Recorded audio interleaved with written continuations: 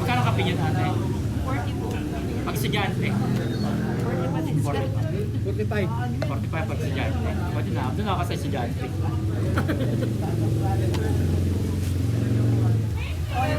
Ay, plastic.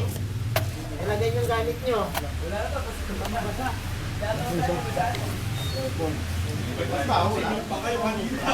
Kasi buksan niyo, ano niya na lang po. Kulitin niya na lang po. dito, Ning, no? Ayan pa yung pinagmam na kayo ng Amadeo at Kulitin niya na lang po sa... Paano gawin yan? punitin ko ate. Apo. Tapos po, buksan na lang kahit po hindi damihan,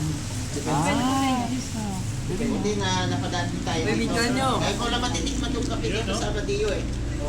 Hindi po umulan eh. Babalikan nyo bukas to. Weh, kabalikan na.